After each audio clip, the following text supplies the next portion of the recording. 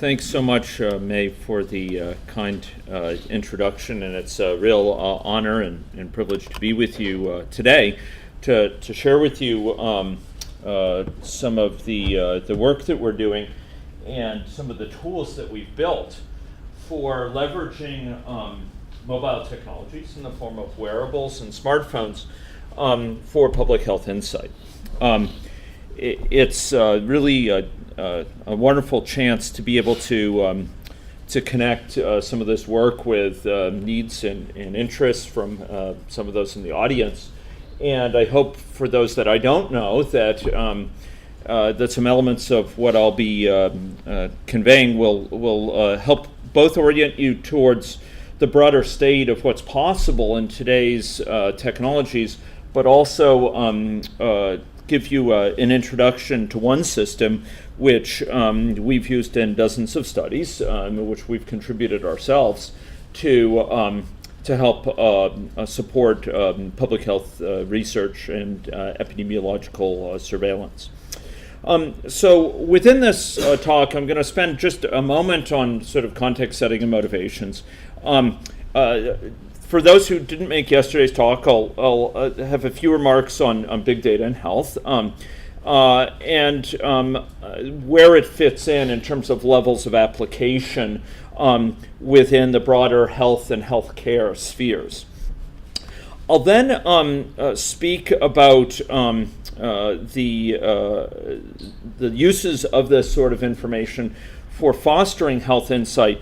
But in the midst of doing this, I'd like to go through in a hands-on way with those in the room, those who are interested in following, to provide you with a direct exposure to some of these technologies, which are eminently viewable and accessible using devices many of you are carrying or any laptops that you may have brought here. And I'm hoping, as time allows, but it's not strictly required in my view, to talk about some key use cases of this, these sorts of types of information within the public health spheres. And then I'll make some concluding remarks. The emphasis on this talk, in contrast to yesterday's, is wholesaledly to provide you a glimpse of not just why this sort of information can be of use in the health sphere, or these methods can be of use, but to get you in contact with specific technologies that can be actionable for your research lines. And as such, the priority is not so much in going through a fixed set of slides as it is in walking you through exposures to these tools in the course of the next hour. So yesterday I noted in my talk, that much of our work is motivated by the need to address societally defining complex health challenges that confront many areas of the world and that pose some of the biggest problems of the 21st century. And what I emphasized yesterday is that many of these challenges are systems problems, or problems where we're dealing with a system where we not only need to gain an understanding of the pieces, but we need to get an understanding of the whole and how we use modeling to do that. But what I want to emphasize today is something that I gave a nod to yesterday and talked about its broader implications, which is that when we try to inform research in these pressing areas, whether modeling based or not, we often find that we run into barriers for actionable insights with respect to certain key risk factors, exposures, health behaviors that are of central interest to us. Whether it's issues having to do with validated measures of physical activity, capturing contacts between individuals that may serve as conduits for transmission of norms, transmission of pathogens, or serve as context for communication. When it comes to understanding the environments in which individuals circulate over time, the built environments to which they're exposed, the food environments within which they extend their mobility. When it comes to access to care, location is once again central, and when it comes to environmental risks, equally central. Yet we find that reliable data on people's location patterns at a very detailed level using traditional tools is either unbelievably burdensome or requires self-reporting in a way that is subject to a great deal of bias. We're further interested often in social context because of the impact of that social context on shaping our behavior and communication and decision-making rules and heuristics. And the challenge is, of course, that without understanding of these sorts of factors, our ability to investigate some of the drivers for and to formulate strategies to counteract these challenges is made more difficult.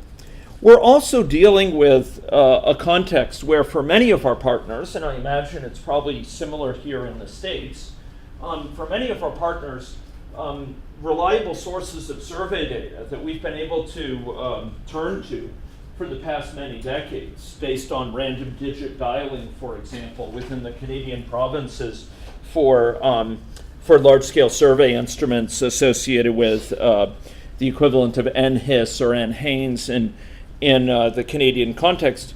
This sort of data is becoming harder to secure. A lot of people are not answering their landlines when they're called because of sophisticated systems which report, who's calling. Many people have ditched their landlines and are using only mobile devices. Younger people depend for much of their communication on other forms of app-based communication or text messaging with cell phones in a way they're not reached by those calling for people to fill out surveys.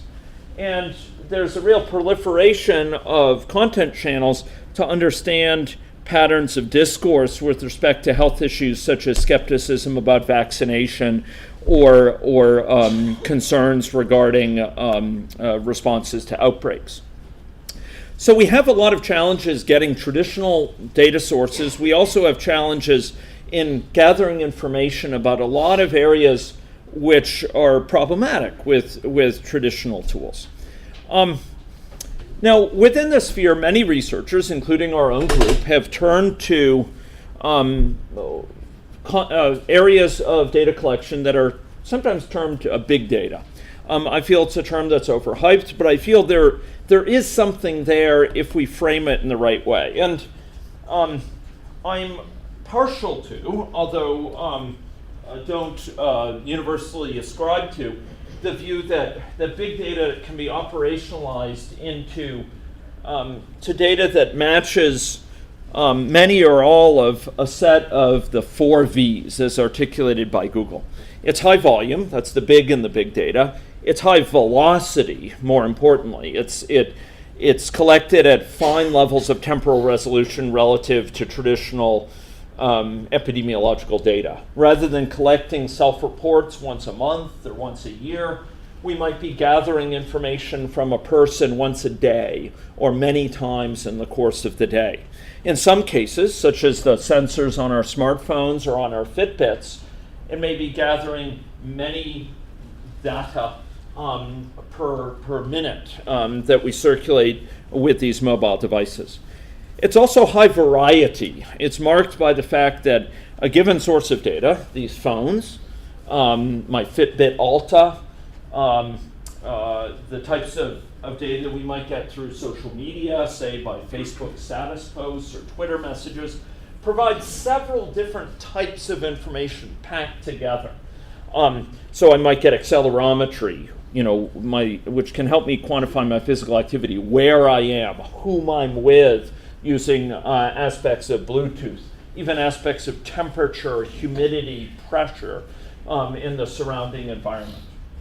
I might look at whether the screen state is on, so whether I'm likely to be using the device and maybe what apps I'm using, etc. Finally, it's marked by what's sometimes known as veracity. Suffice it to say that while it's far from true that this is purely objective data, in many cases, we have physical measures of things where the self-reporting is challenging. So things like our location is measured through Wi-Fi trilateration or through GPS. In other cases, we might have photos of food, for example, that we're eating. Or we might have Bluetooth measurements from a weight scale and don't depend on the person to report their weight so much as we measure it directly when it is when they weigh themselves. These sorts of physical measures are less subject to self-reporting bias. In other cases, we have many measures that allow us to triangulate what's likely going on in terms of the person's health state in ways that are less subject to being buffaloed than traditional single measurement or single self-report.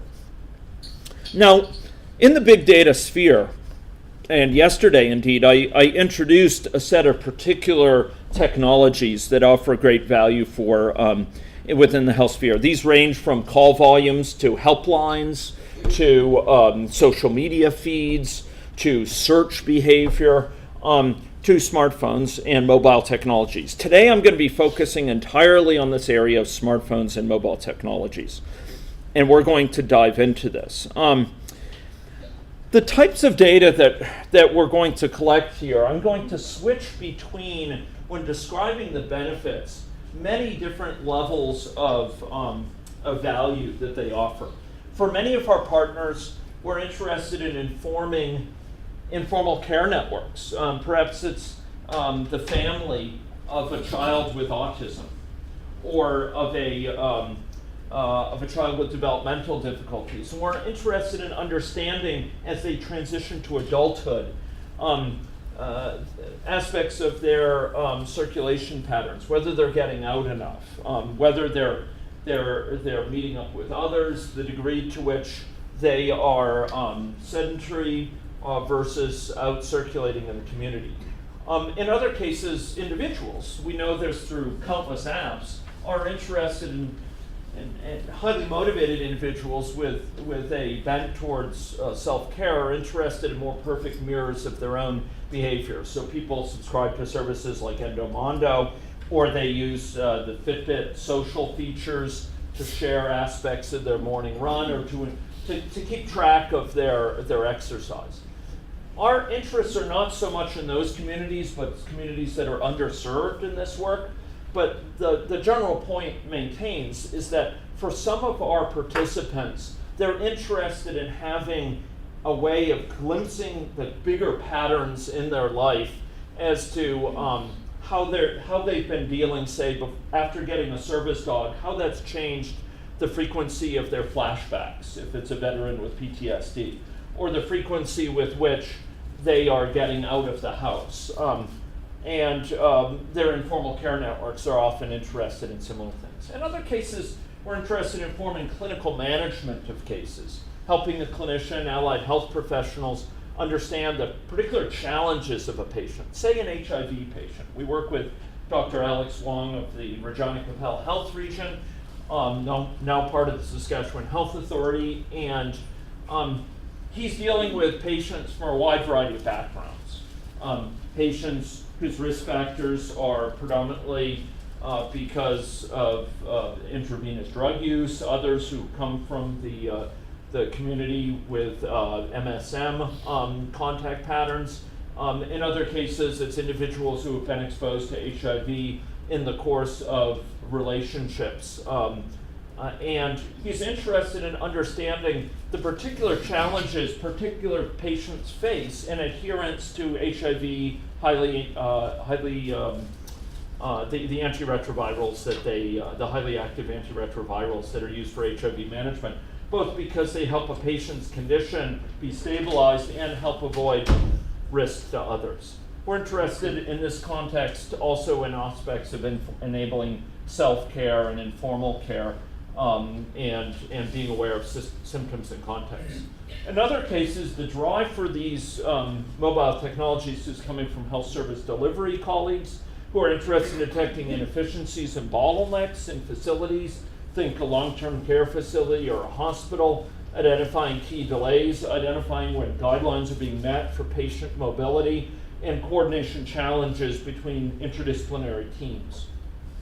In other cases, we're getting pulled by public health parties who are interested in operational decision making, identifying outbreaks early on so that they can identify what might be driving it and evaluating control strategies. And yet others are more interested in strategic decision making, filling gaps in our understanding of the barriers that people face in service coordination when seeking care in their older years, or identifying areas where there's information gaps available, or where individuals are not able to present for care because of lack of social support. So our drive for this work is coming from all these different areas, and some of the examples that I'll be harking to reflect these various contexts. Now, the work that I'm going to be presenting is going to focus quite substantially on a platform. It's a platform that we introduced. It's a third-generation platform that came out of our lab through the IEPI project. The latest version of it has been branded the Ethica Health System. And this is a platform that involves smartphone apps coupled with web applications to support study administration, and for some studies, participant capacity to view their own data, or for their informal care networks, say a family of a child with developmental difficulties to view the information on that child. So here, it's a platform that has apps for Android and iPhone. We'll also see the web app that accompanies this. In most cases, we install in participants' smartphones. Sometimes, on occasion, particularly for low socioeconomic status populations, we may give out smartphones to participants. We used to do this a lot more. We still will do it for, say, homeless population that we're working with, or individuals who are from a background where they don't have access to smartphones. It offers data collection that goes on at the level of every few minutes. It grabs a bunch of data, as we'll see, from a bunch of types of data sources. And periodically, it transfers this information back to a database, which can be placed in our lab or the lab of the person of the study that's running it. It collects diverse sensor modalities, but also context-triggered surveys and user-triggered surveys. So the key point here is this is not an app like most that you may download. It's an app that's highly configurable for each study to be configured in its own way, where for most studies, that configuration doesn't require custom programming. So, for example, a study that's looking at interaction of cigarettes and e-cigarettes might have a custom background, custom buttons for it, but more deeply, it will have a set of its own questionnaires, questions, frequency of issuing them or triggering conditions. Perhaps in a study, for example, where we're interested in the impact of social exposure to other smokers on smoke behavior, we might trigger a questionnaire when you're in the proximity or you just were in the proximity of another smoker. In other cases, you might trigger a questionnaire when you're in a park. Or other cases, you trigger a questionnaire for an individual when there's at least 3 others in the study nearby you and you want to have an understanding of your relationship to those parties. For example, as we did for a CDC-sponsored study of flu sequestration and its impact on flu transmission. So there's a certain sampling regimen where it measures data, and all aspects of this can evolve during the study. I say all but it's actually all including the user interface. Individuals who are carrying this, and I'd invite you to get it on your phones in just a minute here, by default, it's not collecting data. They only collect data if they go into a study which they agree to. They're presented with the information about the study. Typically, we go through a consent process, sometimes via video. And once they opt in explicitly to that study in an informed way, then the interface will be shown to them for that study. They might be in more than one at a time. They can pause data collection at any point through a menu on the application to indicate that they like privacy for a certain period of time. That allows them to opt out of data collection. For most studies, they can also simply at any point terminate involvement in the study, as we'll see. This system has been around at some level in its various incarnations. Our first smartphone-based work in the IEPI project took place in 2010 or so, after a lot of discussion with our ethics boards. And it's been used in, I'd say, probably now between 50 and 75 studies around the world, particularly Europe, US, Canada, and Australia are our largest sets of collaborators. Now, I want to make clear, because this is going to be important for the conceptual model to have in mind as I introduce you to actual exposure to it. There's going to be a component of it that's running on your smartphone, okay? And that component is going to be quite study specific. You might be able to switch between different studies for different studies with which you're associated, but each will have this custom look.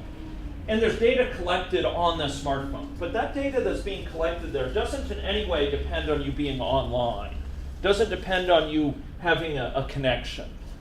You could be in an area underserved by 3G networks. You could be in the wilds of northern Saskatchewan. You could be in regions without data service at all or without Wi-Fi, and that's fine. The data will be collected on the phone. Now, when you connect to a network, and you can actually indicate the rules for this, whether data is allowed to be transported over Wi-Fi or over cell data connection and Wi-Fi, the data will be opportunistically and without even the person being aware of it, transferred to the server, okay, to a server. This is a database. And at a technical level, it's what's called a NoSQL database, which is a type of database that's highly suitable for handling very large volumes of big data, okay? And this database, by default, it lives in our lab, but some of our partners seek to have the database located instead at their institution, their home institution. For example, our work with some of our provincial ministries of health, they need to have the data about their province stored within their province, and so they'll store it there.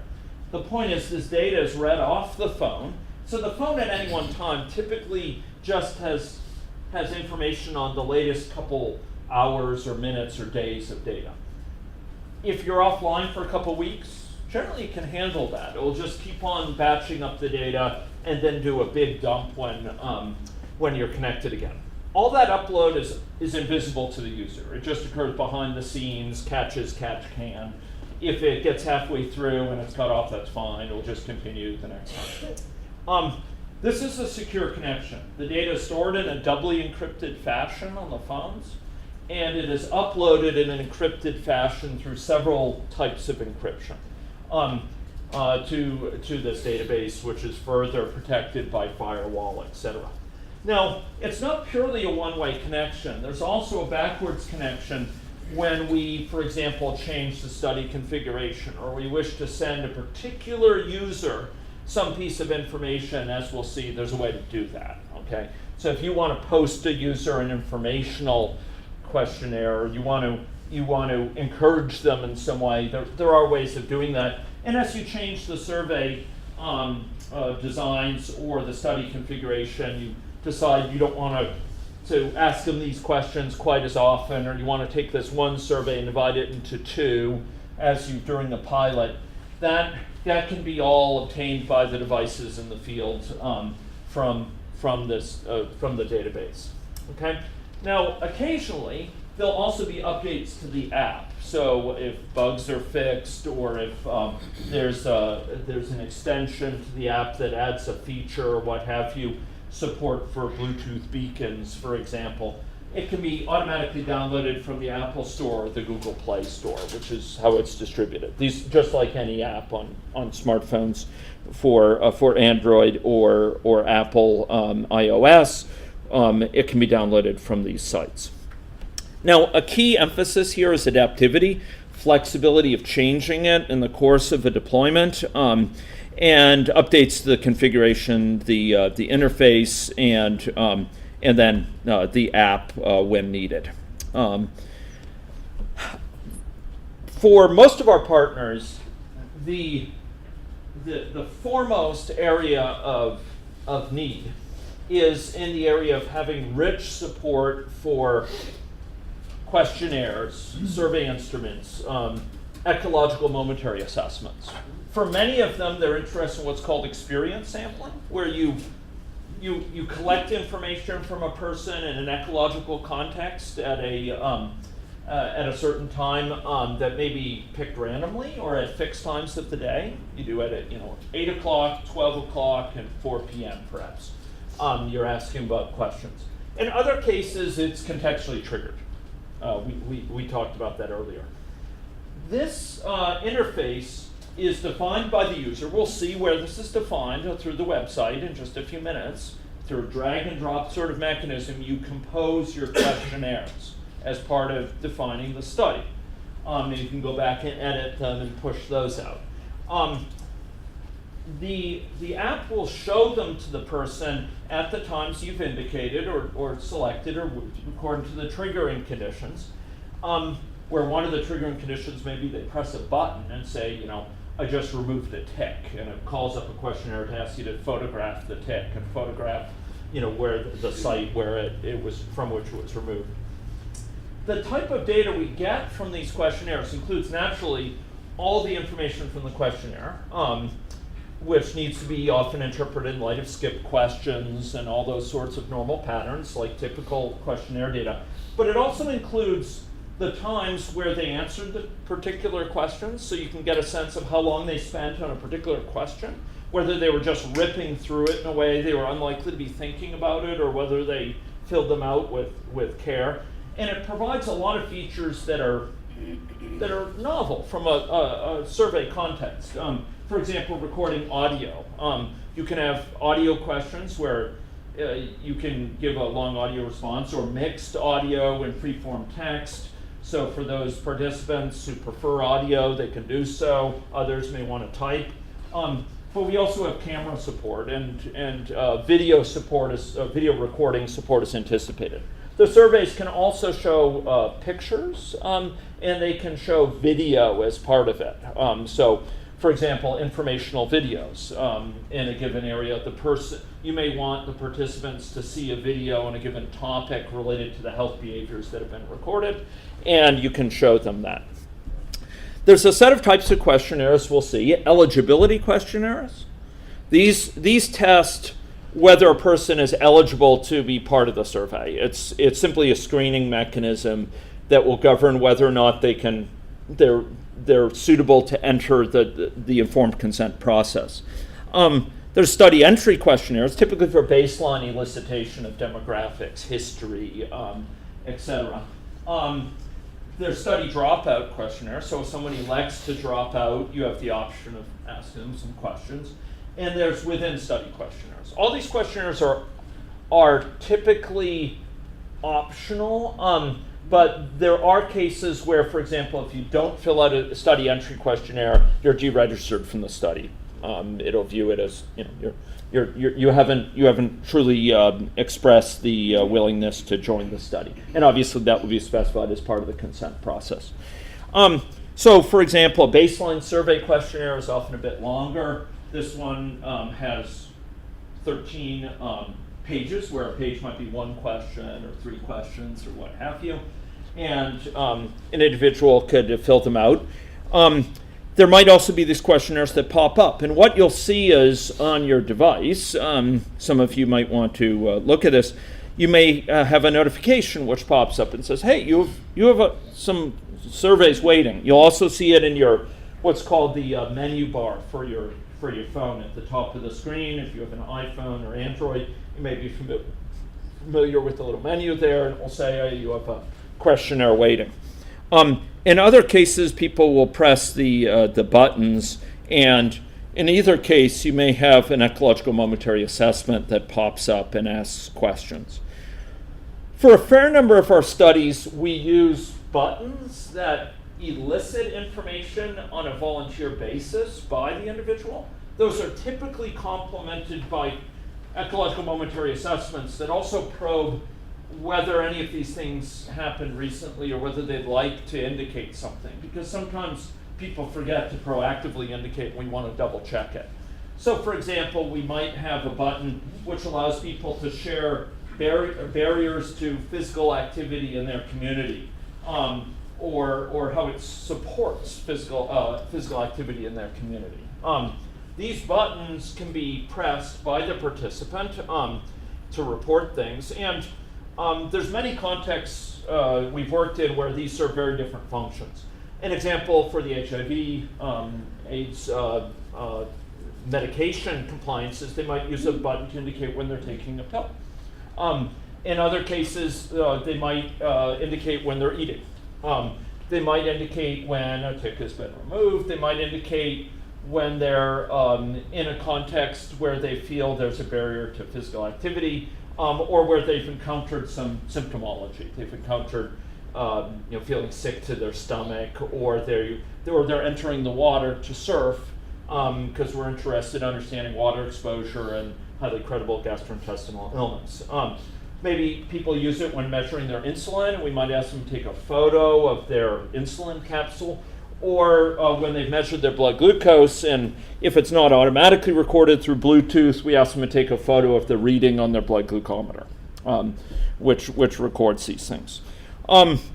So these surveys that we ask, they come in various forms, and the volunteered information can then be put into context. And this is a glimpse from the website we'll be seeing in just a few minutes, but fundamentally it provides a way of browsing the information on what people reported where and to relate it to their answers. In other cases, some of our studies, this is work led by Tarun Katapally at Regina Capel Health Region, some of these studies have gone the full loop and allowing people to report things which are they're sharing about their community, and we have websites which report back those things toward the community. So people can say, this is a problem with my community being active, or this is support for being active in my community. And you can see pets played a significant role in motivating physical activity in this particular community. And the capacity to share this is not merely a nicety. It actually gets people excited sometimes that they know that their voice is being heard and they have tangible things that they can show that, yes, what I contributed was listened to. It was shared with others. In fact, if you clicked on each of these, as we'll see, it'll give some explanatory text that they've offered. So this sort of system can offer information on location through GPS or Wi-Fi triangulation, physical activity. We have accelerometers comparable to the accelerometers in Fitbits and actigraph accelerometer. These are commodity devices that are built into your smartphones as a routine component of smartphones these days. We can get spatial proximity of individuals to each other participants for studies where they've consented to this through things called Bluetooth, which allows us to detect the proximity of phones, how far apart they are. We can also collect information about aspects of communication. Some studies we've looked at collecting information on browsing behavior. In other studies on what apps people are using, for example, via the phones. And these can give additional insights. Now, in the wearable context, there's a wide variety of potential opportunities. One opportunity is to to make use of external devices that are used together with apps that jointly upload data with Ethica, and then allow us to link the data after the fact. So for example, Fitbit data linked to data from the smartphone, or data from the Empatica watch to data from the smartphone to measure aspects of electrodermal activity for giving an understanding of arousal or stress levels, heart rate data related to heart rate variability, although one has to be cautious about using that with many other sensors to really make best sense of it. In other cases, the devices are used in sort of a poor man's way, say a blood glucometer. While some allow us to directly read data from apps, others don't, and you could take a photo of that. You could take a photo of the blood glucometer and interpret it after the fact, or you take a photo of your continuous glucose monitoring device. And for many cases, we do offline sort of linking with data from the smartphones. Wearables and complementing our system with wearables has a number of trade-offs. On the advantages side, there's additional data streams. Heart rate variability is of considerable interest, although difficult to do well with. There's a lot of research that's needed and a lot of care that's needed to extract the best value from it. Electrodermal activity and heart rate I would pose as three ones of interest to a lot of our collaborators. You can have added precision. There's clear placement on the body. Think about a Fitbit watch that always goes in your wrist. You know exactly where it is, compared to the smartphone, which is sometimes in your purse, sometimes in a pocket, sometimes on a table. And in some cases, the sensors are even more reliable on the device particularly because of that placement. For many of these devices, think about a Fitbit, it's retained through a broader set of activities than a smartphone is. So when you go swimming or when you're exercising, you're unlikely to be carrying your smartphone while you're doing kickboxing. But you know, a wristwatch or a Fitbit might be something that you'd still have on, even when you're swimming lanes. The disadvantages here to coupling it with wearables are you've got battery worries. The device has to be charged. With their smartphone, it kind of comes with the territory. They're going to charge their smartphone. With a wearable, it's not so, it's often an additional burden, seen as an additional burden. There's a cost side. For a lot of our studies where we seek to enroll people at distance, it's a barrier to have wearables because the wearables have to be provided to them. That somehow we have to get them the Fitbit, or they need to obtain a Fitbit locally, which takes efforts. You need to motivate the wearing of it, which sometimes people feel an intrinsic drive because of the data they get out of it. They have skin in the game. But for many others, particularly for lower income people hoping to make ends meet, who don't really have a place for a Fitbit in their life, it might just be one more complication to be in this study that will actually hamper their likelihood of joining. And for ones where you actually hope to collect data together with Ethica, or as part of Ethica, or where you have another app, there's often pairing requirements that can be frustrating to people, particularly if they have no technological past exposure. This need to pair with a device like many people routinely do for their Bluetooth devices. It's quite foreign and it might be off-putting. But we have used these sorts of external devices for a wide variety of things. Weight scales. Back in 2010, I think we did our first study with automatically measuring weight of participants over time from Bluetooth-enabled scales. Aspects of their balance, of real interest for falls and near falls. Heart rate and stress levels, as evidenced by different sensors. Aspects of sleep and quality of sleep, hand use for washing, for smoking, for drinking. There's the potential for measuring that if you've got accelerometry on the wrist, like there isn't with a phone. And then proximity of participants to each other. So we've used Ethica and its predecessors with a wide variety of different watches and so on. Now, we're at a juncture where I've given you a lot of the basics. I did ask for a longer session for this, and I'd like to use this opportunity to give you a glimpse of the system firsthand, if we could. Now, there's two components of this, and you can follow either or both, okay? The first component will be on a phone. And so if you don't have a smartphone, an iPhone or an Android phone, you might want to pull up to someone who does. Alternatively, I'll be describing it. Unfortunately, I didn't have the presence of mind to enable a way that I could actually show it to you on my screen, but hopefully we can make do with what's in the room here. So we're going to be looking at the app side of this system. We are further going to look at the web side of it. And for those of you who have laptops or others, you may want to join that side too.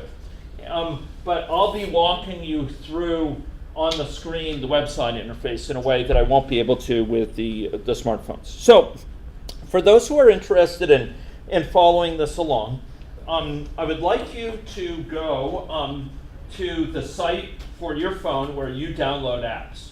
For iOS or iPhones, it's going to be the Apple Store. Okay. For Android devices, it'll be through the Play Store, which on Android devices is shown with this little icon with kind of a colorful triangle. And if you go to the Play Store or the Apple Store, what you can search for is two words. These are going to be most helpful.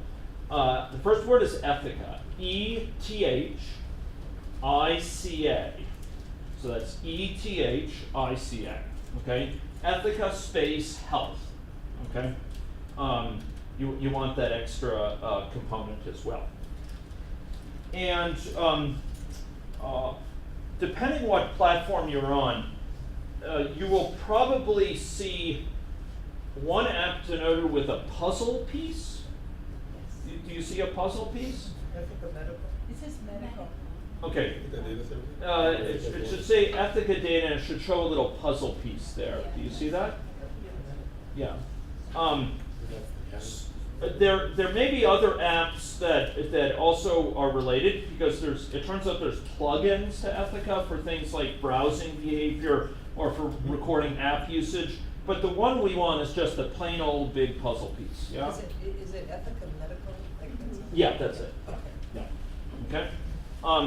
So you'll want to go and install that, and on your particular platform, you may have gone through installation before. It's a standard install, and I want to emphasize, by doing this, you're not having any data collected directly. This is you will then see the interface where people can opt into studies. Okay. And it's when you opt into a study, it's at that point that you are consented to have any data collected. This is purely the platform which will enable you to get into studies. So there's Ethica here, and you would do install for Ethica, okay? And what it should do is it should be downloading it, installing it, and then you'll want to open it, okay? There'll be a thing to say open. And when you open it, you will see a general interface for Ethica where it will walk you through just a few steps of how the interface looks, etc. So there's going to be a step where it orients you to the interface. It says like this is used to pause the study or to join a study, etc. Do you see that? Do we need to log in? Okay, so we'll come to that in a minute. I just want to make sure the app gets downloaded. And then there's going to be the sign up. The sign up won't actually collect any data either. The sign up is just so that it knows, for example, if you are someone who's already in a study, it will know to connect you with that data. Okay? So does everyone who has a phone and wants to follow have this downloaded now? Okay. So the next step will be the following. And for those in the room, you have two choices as far as signing in or signing up, okay? And I'm going to show you the two options here. The first option is exactly what you're looking at. And there's going to be a choice between sign in and sign up. Do you see that choice? If this is your first time and you wanted to do it via that mechanism on the phone, you do sign up. You press sign up and it will ask for some additional information. You can use a fake email address. You could use a fake name. You don't need to actually give real names. But for the sake of logging in again, you may wish to use things that you can remember. Okay. The other thing is if you use a real email address and you forget your password, it will send you the reset password. It's like a normal site in that regard. So you may wish to opt in with that. The other method of opting in would actually be to go to the ethicadata.com website. This is a website, and this is the site we'll be going to browse the data, to administer the studies.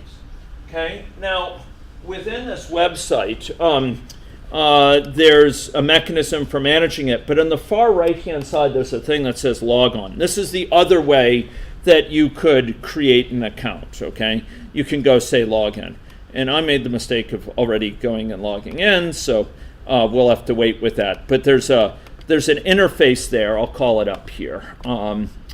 That would allow you to also create an account via that, and I'll show you what it looks like. It's like this. Oops. Oh, okay. ethicadata.com. And here we go, and you can do login.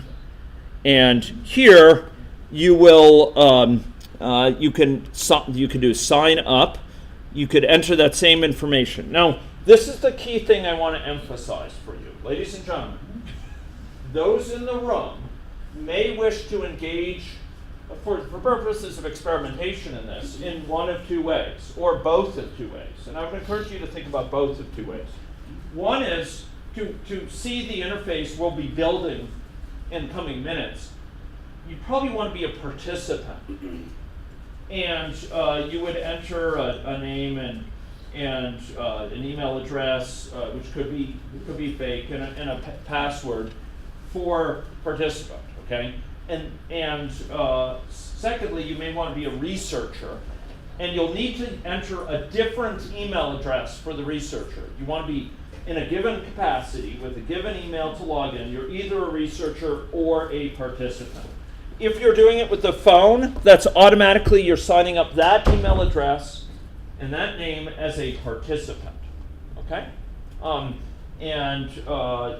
That's the one where you'll be enrolled as a participant. Through the website, you have a choice, and you'll just need to use different addresses for both. So I have a participant email, and I have a separate email for my researcher capacity. And when I want to log in to the website to administer studies, I use my researcher one. When I want to enroll in a study, I use my participant one. Okay? Okay. So I'd like you to, through one of these two ways, either via the website or via the phone, for those who want to follow along, I'd like you to do that sign up and enter that information, recognizing it needn't be the actual name or actual email. Just be sure to keep track which is participant, which is researcher. Yeah. I mean, while people are doing that, I'm just curious. Yeah. Do members get like selected for other studies like Mechanical Turk, or there's no mechanism to invite people to do it? Not right now. Down the road, we are planning an option whereby people, when they opt in, they can elect to be notified about other studies in which they might be interested, right, in which are looking for recruiting people, and which might interest them, either because they feel it would be a good thing to do, or because it's collecting the same type of information and they're glad to provide that, or it's minimal burden, or what have you. Yeah. Okay, so you're going to want to create a participant, for those who want to follow along, a participant account, and then those of you who have a laptop might further want to create a researcher account, different email, so that you can see the sort of researcher interface, which is substantive and rich on its own. Okay, so if you go and you do that sign up and you enter the participant information, you should come to a step-by-step exposure to sort of these are the features of Ethica. Does it show you a set of steps? Yes. It says like do this for that, click here for adding a study, joining a study, etc. Sorry? It just says joint study, that's Yeah, okay. Okay, so what we're going to do now is, so you're all set with that for the moment. What we're going to do now is I'm going to go walk you through the process of creating a study, okay? We're going to create a study, and those of you who are using phones may want to then see that study interface, opt into it, and even submit things to that study, and you can then, I'll show you how to leave the study, okay? Okay, so ladies and gentlemen, this is what we do. In order to create a study, you would log in as a researcher. So once you signed up as a researcher with a certain account, you would then go back and log in, sign in with that account. Okay. And by the way, this forgot your password. That's where it will be looking to use that email address to tell you this is your use this. Your password has been reset, etc. You can reset your password internally as well. Okay. So, ladies and gentlemen, researchers, when they log in, they go to a site called the dashboard. It's located in the main site, but it is located in an area that's called the dashboard on that site, okay? And that dashboard is where you administer surveys with which you're associated, okay? And we're going to jointly, together here, create a little study, okay? It's a little study which we will use on the smartphones to sort of define an interface, define a simple survey, and define what types of data are collected. And I just want to walk you through this because it's a very simple step that any of you could undertake. Once you can log in as a researcher, any of you could go create a study of this way. So I'm going to go here and I'm going to create a study, okay? And it's going to ask, in order to create a study for me, a study is going to be a definition of study design, which I need to specify, and then it's going to give me a study ID, which would allow phones to participate in that study. Okay, that's the plan here. So I'm going to create a little study here. I will say UCLA.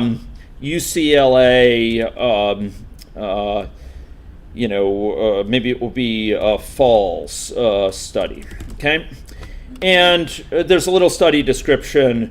This needs to be. We'll say this is a study of falls and near falls. Participants are expected to be healthy, mature adults or older adults, etc. Okay, and the institution involved, I'll say, is UCLA. Okay, then it allows me to specify some basic information about the study design. Okay, so the first question is, okay, how long is this study going to run, and from what point and to what point? By default, it's a week beginning today. I can say it's an open-ended study where it will simply start today and go as long as needed. Okay, either one is an option. I'll set it to just go for a week here. Now we have to set the participant duration. It can either be the same as the study. They can go as long as the study's around, or each participant might be enrolled for a certain fixed number of days. Maybe each participant is enrolled for 3 days in this study. Maybe each participant is enrolled for a year, in a study that's open-ended. We have a target population size of participants, I might say 200. And then there's a question for enrollment type. Who's allowed to register this? Is it anyone with a link can register? Is there a special code that's needed to register beyond the study ID? Is there a certain invitation-based code that you send out that says, you're invited, so we know this person is eligible, that we've invited them? Or is it a closed study where it's managed in a different means yet? I'm going to say it's a public study so that people here could enroll. Okay. Now we get into the very specific definition of the data to be collected. So remember, we're specifying a study design. We specified some general features, but a key set of elements yet to be specified is what information is being collected. And that broadly is composed of 3 types of information. One is data collected automatically by the phone, things like accelerometer data, step counts, information about people's location or contact patterns, the distance between them and their service dog as measured through Bluetooth. These are automatically collected data. The person doesn't have to be involved with it. It gets automatically collected. They can opt out, they can pause it, but it's collected behind the scenes. A second type of data is survey data, where questions asked of them. And the third type is a subset of that where they can indicate things with buttons. I'm going to add data sources because this is used for all 3 types, okay? So we're going to say add new data source, and it's going to ask us what data do we want to collect. Is it Bluetooth data? Is it Bluetooth beacon data? This would be used, for example, for the study with veterans with PTSD. We put Bluetooth beacons on the dogs' collars, and so we can measure how far they are away from those dogs. So I might be interested in app use or screen state. Is the screen on? How much screen time is a child getting? I'll say screen state. And they'll ask, is it mandatory, or could someone opt out of that particular sensor? I'll say yes for now. I'll add a new data source here. Maybe we'll want to record aspects of their location with GPS, for example. Maybe we're interested in screen state because we want to know, is it possible the fall was related to them using the phone? Can you imagine that? I hear telling laughs. Yeah. All too common, I think. Maybe we're interested where the fall took place. So we're interested in GPS.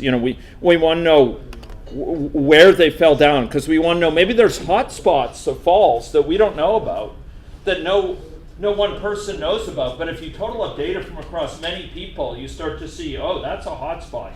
Many people are falling there. They each don't know each other's falling, but that's an area of risk because of how the water is siphoned off, or because of the slippery surfaces, because of ice, or because of the slope surface, or what have you. Okay, so maybe we're also interested in accelerometer, knowing something about when they fall. Maybe we could recognize cases of possible near falls and use it to trigger a survey, in fact. Perhaps we're further interested in an aspect of step counts, because we're interested in knowing, were they running prior to this, or moving very quickly, or what have you. Is it an aspect of hurried movement that might play a role? And then finally, for most studies, the big central one of great interest is survey responses, because we're interested in eliciting information from them, either via buttons or via these experience sampling, to elicit whether or not they, for example, they had certain risk factors in place to elicit reporting of symptoms, exposures, etc. So we'll say add, okay? So we've just defined, this is the sort of third component here. We had the description, we specified the enrollment protocol, and then we have the data sources. And we're going to finish it and say next, okay? Now, Is time just automatically included, so you don't have to? right.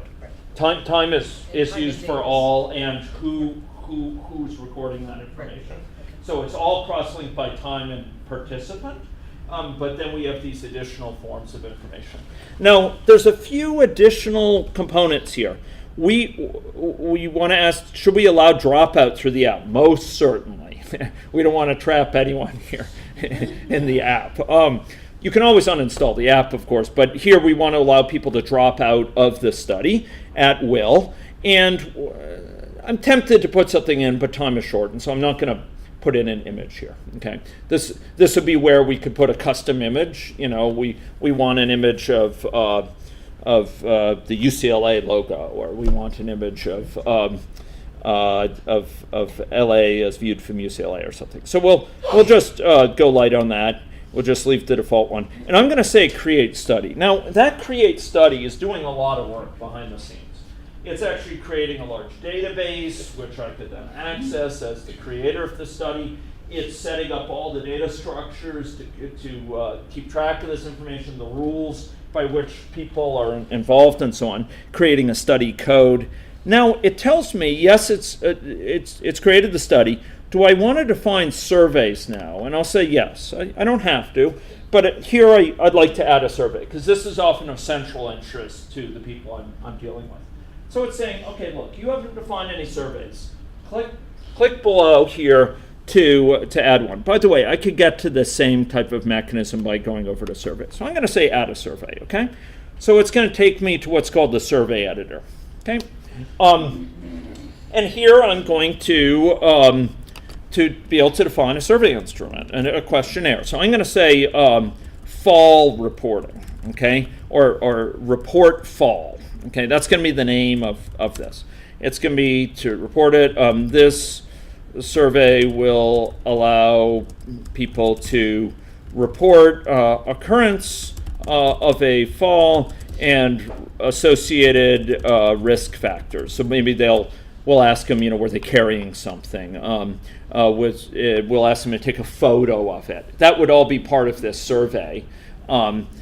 Now, it's going to ask us, do you remember I said there's 4 types of survey instruments that are used? Here are the 4 types: eligibility, baseline or study entry; generic, which is sort of an ongoing one. Typically, it's not marked by any particular area; and then exit study, so that would be for dropping out.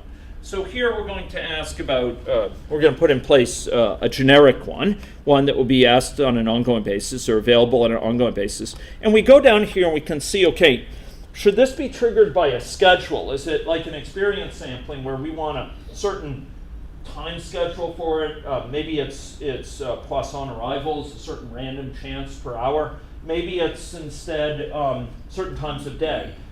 Do we want it user triggered or advanced trigger? I'm going to set this one to be user triggered, okay? So they're reporting a fall.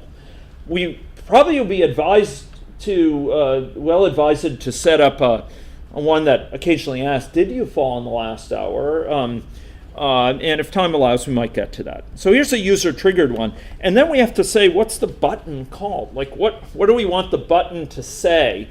So I'm going to say, I just I fell, or I have fallen. Let's use the what is it, past perfect or what have you. Okay, so I have fallen. Okay, so here, ladies and gentlemen, you'll notice that we can have some other settings, like should we capture the location where this was filled out? Should we allow them to see their past responses to the survey? And should we show them the progress through the survey? So if it's multiple pages, they have a sense of how much more do I have to go, till this is done. We'll say show progress. but we'll leave the other two. Well, maybe we'll say capture location. Sure. Okay. Now what we're going to do is we're actually going to define the questions in the survey. After all, we need to ask them something. So they're going to press this button that says "I have fallen," and that's going to summarize. That's going to bring up the survey. What needs to be on the questions of that survey? Well, I just went and I clicked on page 1, and it's giving me some choices here for what I can specify, okay, or what I listed. And you'll notice that this is a survey editor in the same way that Google Forms use. I think SurveyMonkey has a similar design where you have a drag and drop interface, and you're going to basically drag in to one or more pages here information that's going to define the questions on a page. And you can add more pages here so that they appear separately using this add page. So what I'm going to drag in, for example, is that maybe I'll drag in, instead of that, I'll drag in a multiple choice. Here we go. Okay. And so dragging this in, I might say, please indicate which of the following applied before your fall. And maybe I'll ask questions. I was carrying something. Another one might be. Texting. Sorry? I was I was texting. texting. Good. Good. I'm going to add an answer. I was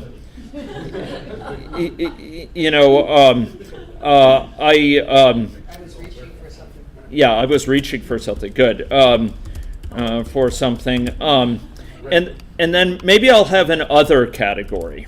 Okay.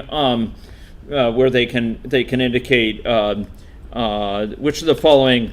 Maybe I'll say, I don't like to say risk factor. That would not be familiar. The following factors contributed to your fall, something like that. So maybe that's something I would include, and then maybe I'll have from over here. You can see there's a wide variety of question types: free-form text. Ask them to give a visual analog scale or images. Maybe what I'll do is give them a choice of answering here in audio or text. Okay, so they can answer the other here. So this will say, please record the other factor you believe, or other factors, or the other factors you believe contributed to your fall, or something like that. Now this, by default, it will not be enabled. We will only enable it when we say other here, okay? So you'll notice here that we can specify for that answer, I can specify here the list of the questions to enable or disable if I fill that out. So if I check other, I will say question 2 gets enabled, okay? This is going to then allow this question to be initially hidden, but then it will be shown. Okay, now I might then want to have a separate page, okay? I'm going to have another page where I'm going to add it below this. And this page is going to ask them to do something different. I'm going to ask them here, could they record? So could you, are you able to take a photo of where you fell? And I'll give 2 choices, yes and no, right? Yes, here, and no. And fundamentally, if they say yes, then maybe what I'll do is I'll enable a question which allows them to take a photo here, and that's what's called an image question. Okay, so here we're going to have, if they say yes, we will enable question 4.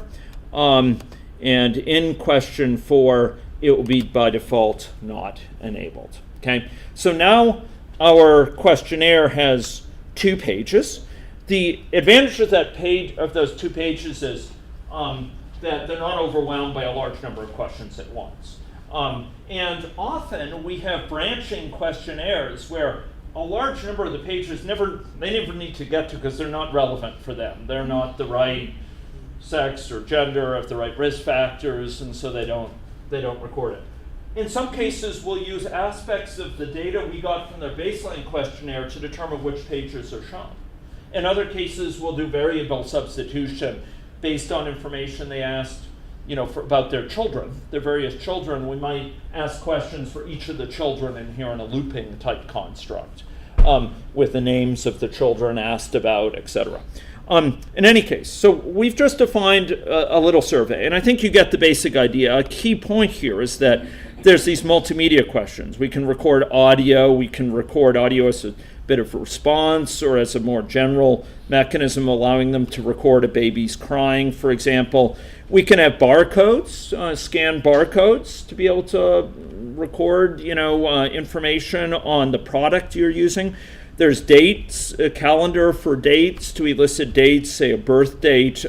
There's also special things for body weight, for example, or mass, where we can ask about, you can use kilograms or pounds, or where height, you can specify it in inches or feet in inches or centimeters, etc. So we've tried to build a lot of these question types in ways that are responsive to health needs. Now, I'd like to now, having defined this, you notice it says that I have all changes saved. I can say, okay, invalidate, and it will say, you'll notice that that the attribute of this is invalid. So it says the value should be similar to 1, 2, 3, where the number refers to a question. So we have in this a mechanism for double checking your survey for consistency. So if we go back and look, it's telling me I filled in Q2, but it should have just been 2 as the question to be enabled. Similarly, when this guy, I filled it in, I said Q4, it should be this. I validate it, and it says it's validated. Okay, it's cross-checked it. Now, ladies and gentlemen, I can publish it. Now, by publishing it, then it will actually go push it out in a way that participants can get it. So now it's published. So we have not only defined it, we've made it available. So let's go see and get in and go see it on the device. So I'm going to go back. I'm done defining this survey. I'm going to go back and I'm going to go find the study ID associated with this. Okay, so I go to the basics area here. You'll notice it's set up for me this whole area here, and you notice it's saying that this study code is 310. Okay. Alternatively, we could provide people with a URL that links there. So if you were to go, and you're welcome to do this or not, if you were to go to your phone and you were to say join study, and I were to say I'm going to join 310, okay, that's the study code. By doing this, it is then going to ask or tell me about this study. It's going to say, this study involves recording this information. These are the sponsors of it. It's running for this length of time. You'll notice for me, I say my length is 3 days as a participant. So it's saying for me it runs December 13th through 16th, even though the total study duration is longer. And it's telling me this is the type of information it's gathering. Do I want to cancel or do I want to register for it? Normally we have a separate, more involved video for informed consent where we talk with them about their rights as participants to withdraw. We talk with them about how the information will be used and the types of insights, the type of risks, etc. I'm going to say register here. And by registering, it's going to then pull up the interface for me on the phone, okay? where it says, it gives information about the study. I can go look at that information. I can go look at the data sources, but I can also see this button. And by clicking that button, then I'll see the survey that I created. I'll see this information. I'll say, yes, I was carrying something, I was texting, and I'll say other, I was teaching. It's not obvious that you click I have fallen. Is there a way to, I'm just wondering if somebody got this. Right, so that's. So it would have something to say, please click it. Yeah, that would be the nice to show that the first time. It's a good point. Just like when you first join the study, it walks you through things. Right. It'd be nice to be able to show that. I'll see if I can get that on the queue. Okay, so here I said that I had these risk factors, and I was teaching. I'll say next. That gives me to the next page. I say, am I able to take a photo? I say yes, and now it's saying, okay, take a photo of it, okay? And I'll take a photo of this dimly lit area where I tripped over the cord. Okay. So May's warnings were timely. She had warned me about tripping as I go back and forth. She knows my teaching style. And so I have a photo now, which I can either choose to approve or not, and I'm going to say submit. And I'm going to say, now it actually tells me, well, for my other studies, I have further surveys to fill out. And I said, not right now, thanks. Okay, so I just submitted this. Now, in the app, if you go up and you look, you'll notice that you can get information on your various studies. There's also a settings area where you can tell it to engage in different types of behavior. For example, do you only want it to upload when charging? Do you want to sync the data at a certain point? Do you want a rapid upload, etc.? Okay, and those are optional, but they provide extra settings. You can also through the app, through that upper left menu, you can pause participation, and that will allow you to stop participating. Now we just engaged in that. Now I'd like to go highlight, and this is just in the final remarks here.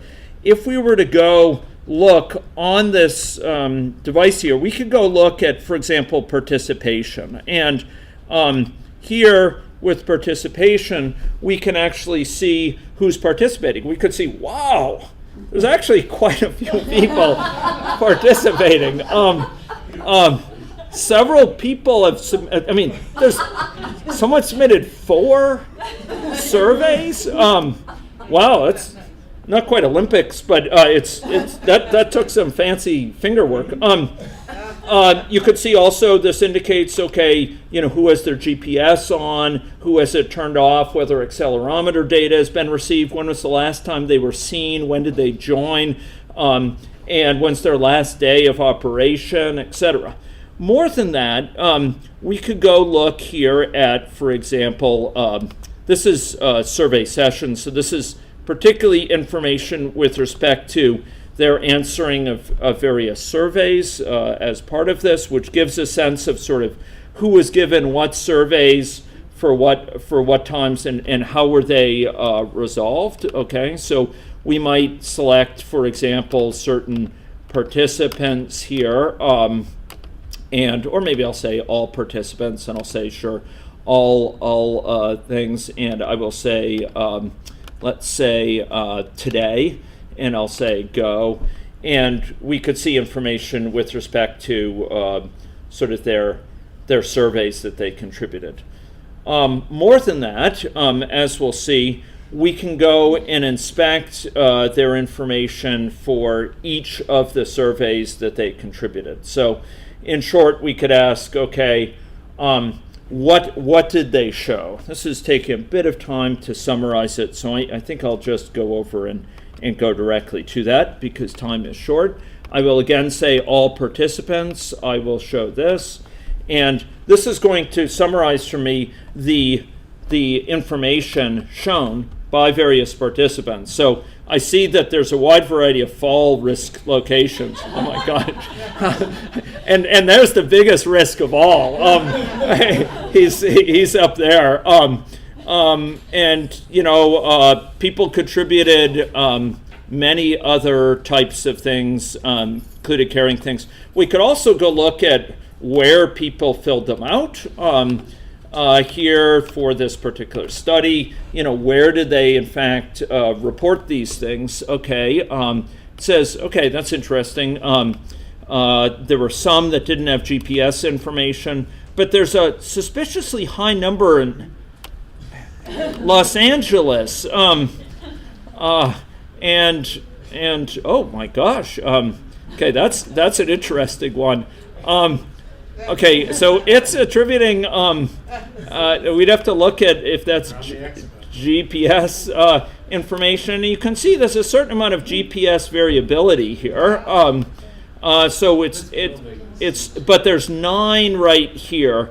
Does this look right in terms? We're just off Charles E. Young Drive. We're in that blue. Okay, so we're in there. One of them it got bang on, and then several of them it attributed to sort of being right in this quadrant in terms of the responses. Okay, and there he is again. That's the you chalk it up: low lighting conditions, slippery surfaces, slopes, and someone like that. That'll do you in. So. We've just seen some aspects of this. There's lots of components I haven't had time to demo. We have heat maps about where people are spending time. There's capacity for this information to be grabbed directly, but there's also capacity to download the information. Okay, and you can go and from the sensor data here, you can do raw data downloads. You can also ask for geolocated data to get kind of a map of where I've been over time for a particular participant. You can also get a heat map for one or more participants as to where they're spending their time. So okay, they're spending their time mostly in this area, but they occasionally go, a couple blocks over to that region. The raw data download gives you the ability to download data as CSV files. For opening, so I can go, download my GPS information, and it will produce CSV files, and it will provide me a link where I could go download it as a zipped CSV. But for a lot of the work that we conduct with partners, they use this type of information, or there's information on the survey area to do analysis of survey results. So these are in the responses. You'll notice there's a download capacity here. You can do download as CSV or in another format called JSON. Alternatively, when they want to do more sophisticated analysis, they'll either download it as we just saw with that separate download area for the raw data, or they'll choose to connect directly to the database using tools, or they'll work with us as computer scientists who are trained in big data methods and specialize in that, to work with them to analyze, to do custom analyses which combine sensor data on the one hand, say where people are spending time or their level of physical activity or who they're with on the one hand, with the sensor responses. And so we pursue a lot of work that leverages both those in a given in a given analysis or investigation.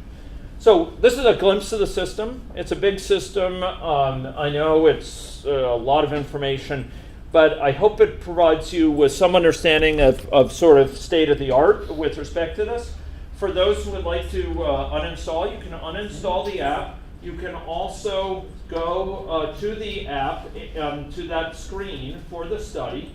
You can do About Study, and you'll see Study Settings, and you can do Drop Out of Study. If you just want to drop out of the study, create your own. Instead, by signing up as a researcher, you can create your own and just drop out of this one because we don't need to keep it going. You could do that there. If anyone is interested in playing around and seeing this particular data from a research standpoint, send me mail. I'll give you a card. And I can add you to the interface here.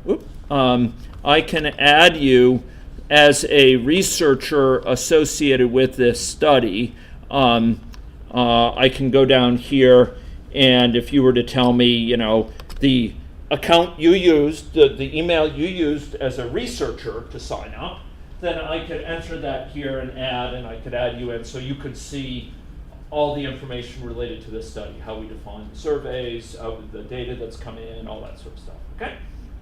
It's a bit of a glimpse. Most studies need no programming.